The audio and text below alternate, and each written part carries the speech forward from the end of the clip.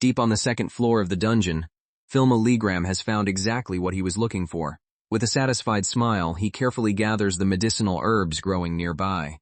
But look closer.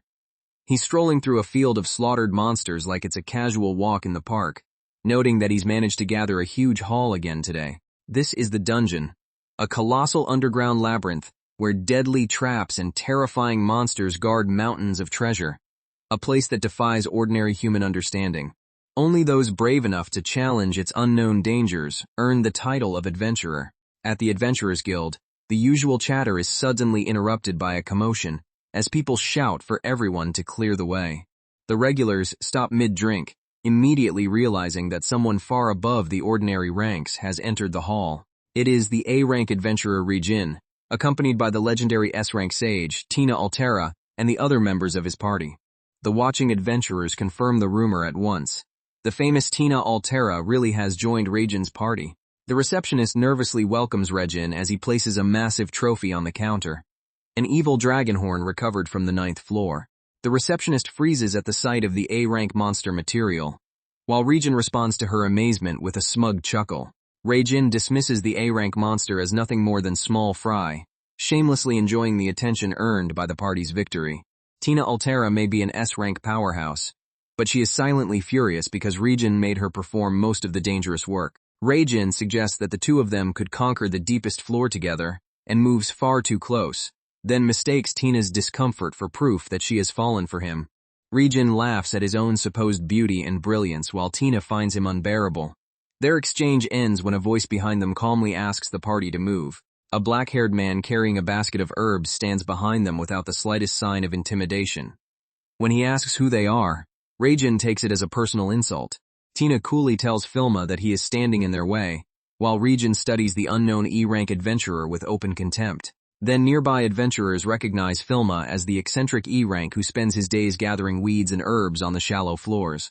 Regin points at him and bursts into laughter, mocking Filma as the guild's famous weed puller. To the high-rank party, Filma appears pathetic, and they cannot understand why someone so seemingly weak became an adventurer at all. The truth is far simpler. Filma gathers medicinal herbs because that is how he chooses to make his living. When Tina wonders whether the encounter will become troublesome, Regin laughs. In his eyes, someone like Filma is not even worthy of concern. Without warning, Regin throws a brutal punch at Filma's face and tells the E-ranker to learn his place. The punch stops instantly. Filma catches Regin's fist with effortless precision and calmly asks whether he finally understands the situation. Filma's pressure freezes the surrounding air as he warns Regin that someone so far beneath him has no right to complain. Before Regin can react, Filma hurls him into the wall with enough force to erase his arrogant smile. Holding Regin against the wall with one hand, Filma makes only one demand: move out of the way. Regin is left trembling and breathless, his confidence shattered in only a few seconds. Filma shows no interest in continuing the fight. He simply checks that none of the precious herbs in his basket were damaged. At the guild counter, the receptionist welcomes Filma with a smile, unaware of how easily he just overpowered Regin nearby. Filma hands over his gathered herbs and asks for the usual work to be completed by tomorrow, while Tina watches the so-called eternal herb picker in stunned silence. Tina continues staring at Filma, unable to reconcile his overwhelming strength with his ordinary appearance and low rank. One thought remains fixed in her mind. How can the man mocked as the eternal herb picker possess strength like that? Suddenly, the scene shifts to the chaos of the dungeon's 10th floor, where Tina unleashes a devastating flame rod attack. She doesn't stop there, launching a red javelin that tears through the enemy with lethal precision. When the monsters are finally defeated, Tina collapses from exhaustion and angrily criticizes the others for contributing so little. Regin snaps that he has already pushed both his magic and stamina to their limits, even though Tina has carried most of the battle. The party member wearing a star-shaped hair clip senses that something is wrong. They have encountered far too many A-rank monsters today. Tina urges Regin to retreat, but his pride refuses to accept failure. He insists on clearing the 10th floor that very day. Tina shouts that they are almost completely out of magic, and the argument forces Regin to acknowledge how dangerous their position has become. Regin finally orders a retreat. As the party flees upward, the girl with the star-shaped clip regrets joining a group whose leader advanced to A rank with suspicious speed. During the desperate retreat, an abnormal monster pursues the adventurers all the way to the 2nd floor, where Filma is quietly gathering herbs. A group of adventurers races past Filma in panic, screaming that the creature behind them is impossible to defeat. They warn everyone that an abnormal individual has appeared and beg anyone nearby to run for their lives. While the others are losing their minds, Filma just stands there, completely unfazed and genuinely confused by the commotion. What? The threat finally emerges. A massive two-headed wolf, an A-rank monster that should never have appeared on the second floor. Tina turns to face it and unleashes Flame Rod in a desperate attempt to stop the beast. When her red javelin also fails, Tina realizes that her magic is exhausted and screams for Reijin to help her. Instead of protecting her, Reijin and the remaining party members turn around and flee. Reijin even thanks Tina and tells her to hold the monster back while the rest of them escape. After offering a hollow wish for her good fortune, the party abandons Tina alone with the abnormal monster. Tina curses the companions who betrayed her, but the two-headed wolf is already preparing its next attack. The beast's sudden movement leaves Tina with no time to recover or gather more magic. It lunges and strikes her with enough force to send her crashing across the floor. Injured and completely exhausted, Tina prepares for death until Filma's indifferent voice interrupts the monsters. She is blocking his path. Tina looks up and sees Filma standing nearby with his herb basket, appearing more inconvenienced by the obstruction than frightened by the monster. She screams for him to run, but Filma steps forward and strikes with enough force to create an explosive shockwave. The impact throws Tina backward and drives the enormous wolf violently into the ground. Tina cannot understand how an E-rank adventurer can physically overwhelm an abnormal A-rank monster. Filma follows with another crushing blow to the wolf's chest, testing whether the creature can withstand even a fraction of his strength. A final impact sends the two-headed wolf flying through the air, leaving Tina staring in disbelief.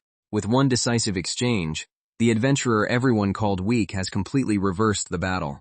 Tina senses an astonishing amount of power gathering around Filma and realizes his E-rank status means nothing. Filma releases the finishing strike, and the resulting burst of energy obliterates the abnormal monster. As the dust settles over the remains, Filma casually brushes off his hand and exhales. Tina can barely process that he defeated an A-rank monster with nothing but his bare hands. Seeing that Tina is still injured and stunned, Filma offers her a hand together with a small vial. The vial contains a high potion, an item far too expensive for an ordinary E-rank adventurer to carry casually. Before Tina can question him, Filma starts walking away and leaves the monster's valuable materials behind, because he has no use for them. Filma glances back and simply asks whether she is all right, making his casual attitude seem even more unbelievable. The overwhelming victory, the high potion, and his complete disregard for the loot leave Tina unable to organize her thoughts. Tina finally gathers enough courage to call after him, while Filma turns back with an exhausted expression and asks what she wants now. She begins asking Filma to form a party with her, but he rejects the request with a single word before she can even finish. Filma immediately turns away, leaving Tina frozen in disbelief at being rejected so casually. As he continues walking, Tina struggles to understand how anyone could refuse an invitation from an S-rank adventurer. She chases him and demands an explanation, but Filma answers without looking back. He simply is not interested.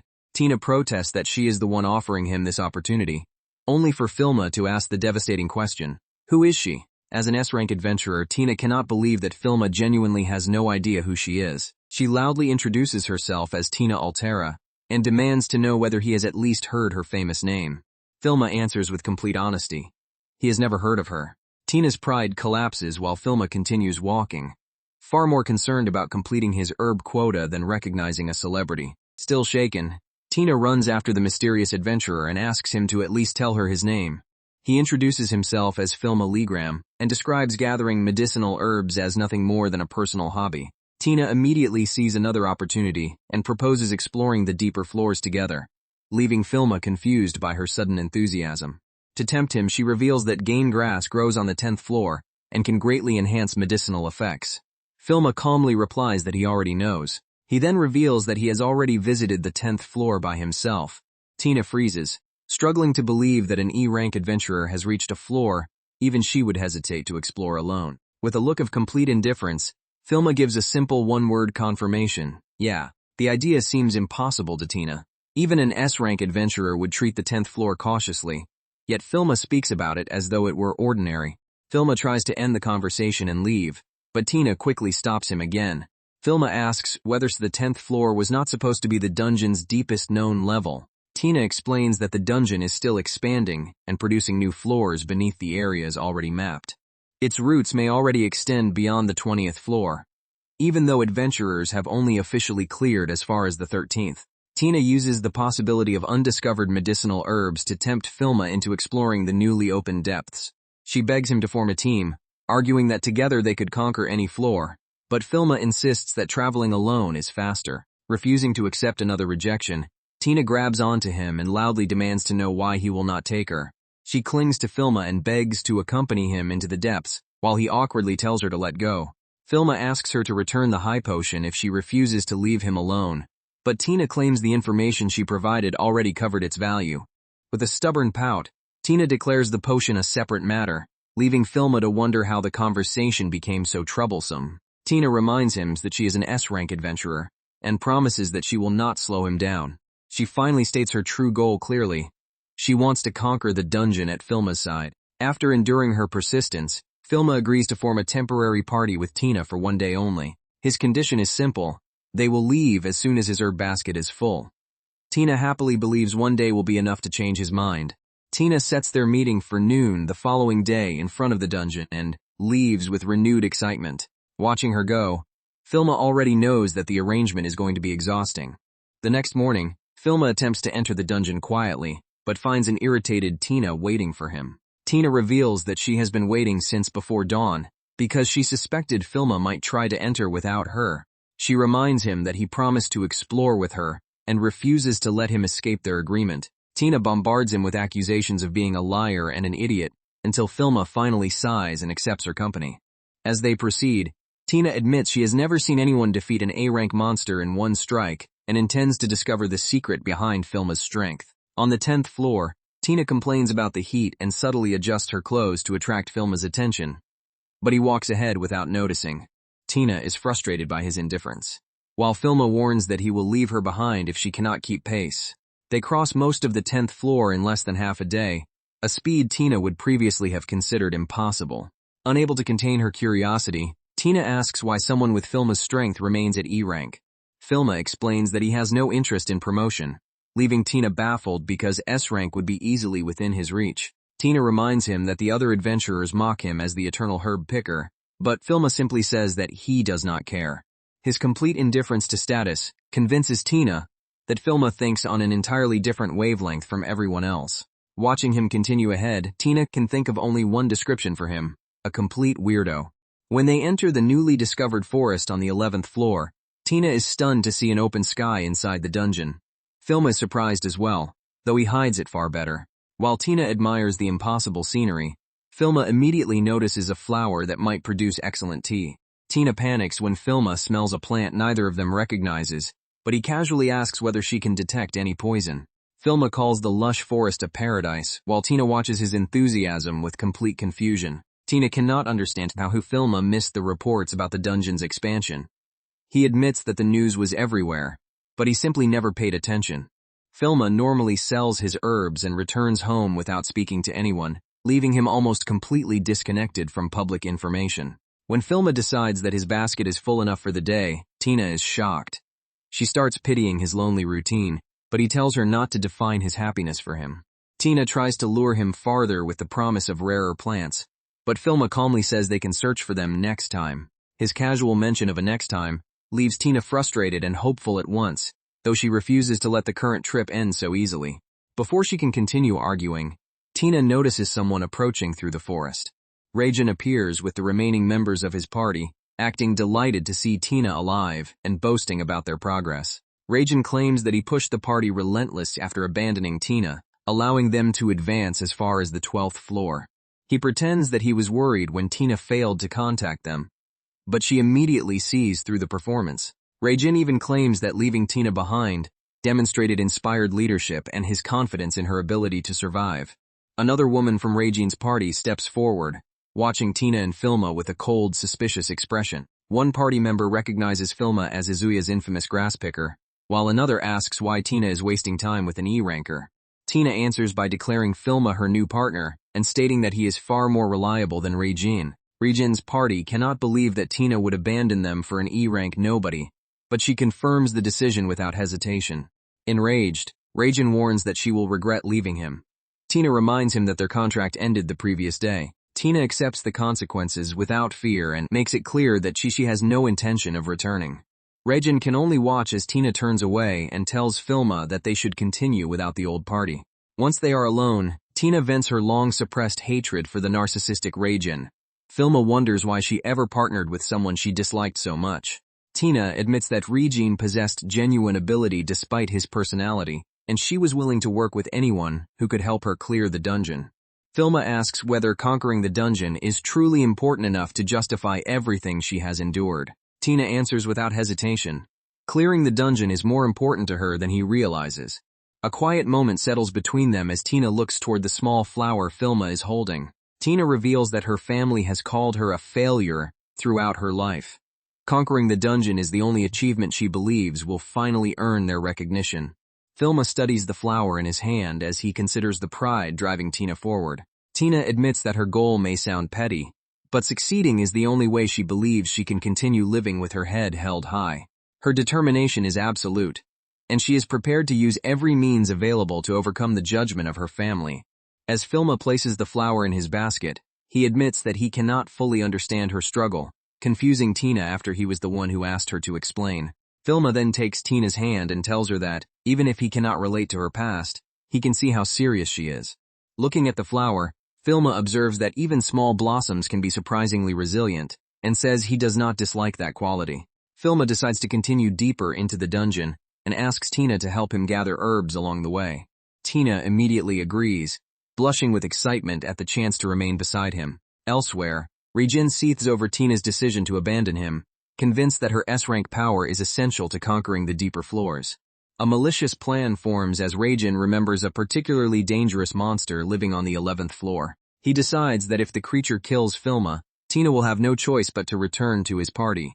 Reijin takes particular pleasure in imagining the herb-loving Filma being killed by a monstrous plant. Meanwhile, Filma and Tina continue through the forest, until Filma suddenly stops after sensing that something has changed. He hears the trees rustling and asks whether Tina can sense the hidden presence, moving nearby.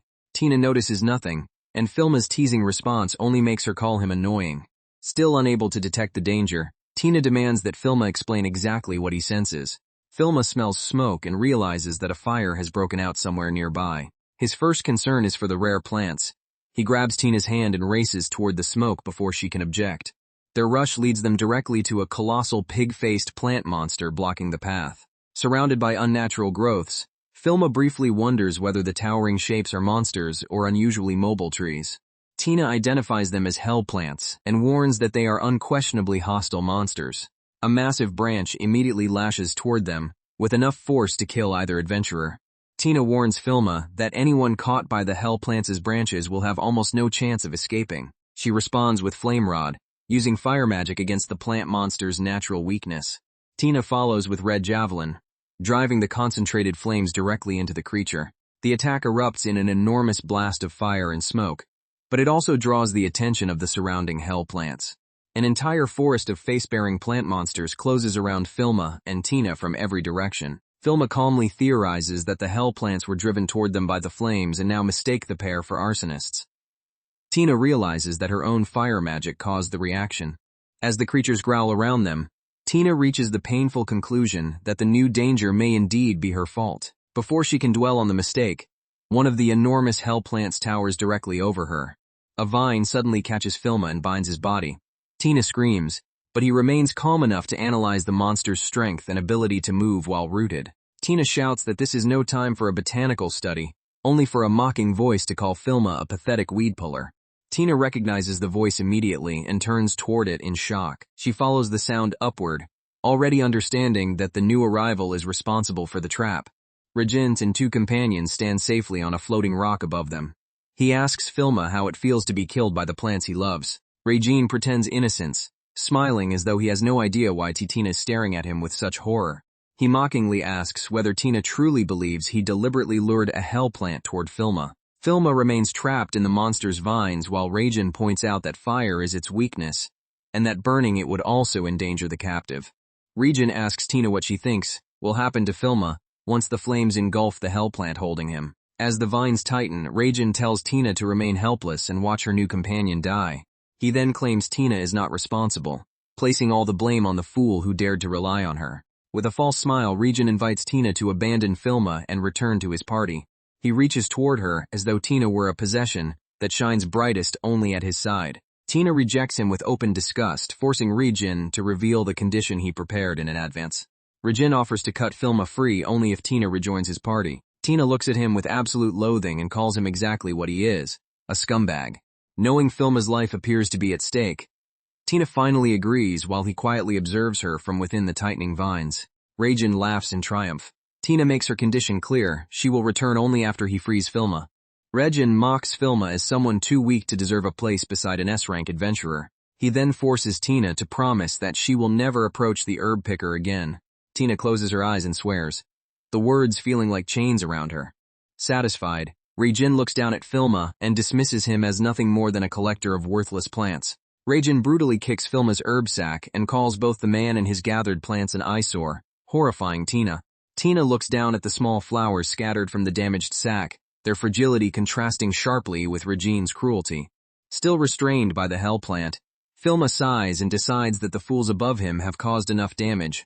Filma finally activates plant magic and calmly asks Reijin and his companions whether they are ready to come down. Enormous vines surge upward and immobilize Reijin. He screams in confusion as Filma activates energy enchant, nutrient supply. Tina is stunned. Even as an S-rank adventurer, she has never heard of magic that controls plants in this way. Reijin realizes in horror that Filma possesses a unique form of magic.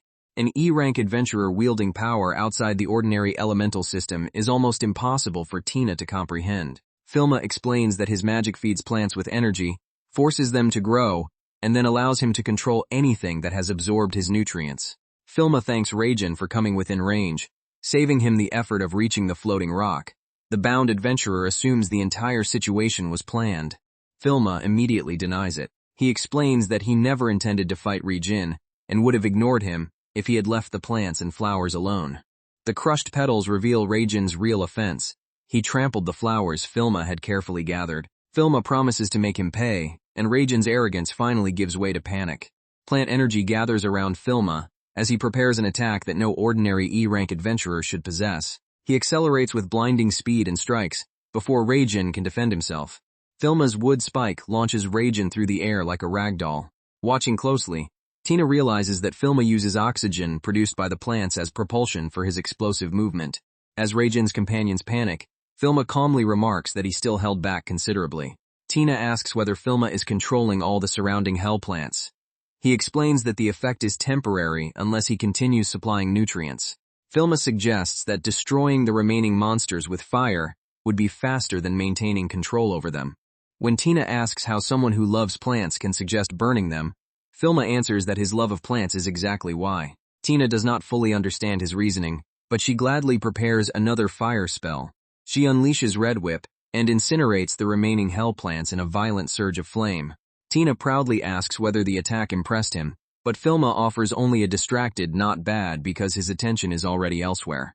While Tina watches the battlefield, Filma studies the remains as raw material that can support new plant life. With unexpected enthusiasm, he explains that the destroyed monsters will make excellent fertilizer. Filma points out tiny flowers blooming among the wreckage, and observes once again that even small blossoms can be remarkably resilient. The gentle comment makes Tina blush as her feelings toward Filma deepen. After regaining her composure, Tina suggests cleaning themselves off and continuing farther into the forest. Looking ahead, they discover a towering wall of smoke and debris left by the battle and the spreading fire. The destruction makes further exploration unsafe, so Filma decides that they should return for the day. Tina fears that their temporary partnership is over until Filma admits that he noticed her willingness to sacrifice herself to protect him. He then reminds her that she still owes him help gathering flowers and tells her to return tomorrow at the same time and place. Tina races after him and excitedly asks whether he truly means she can explore with him again tomorrow.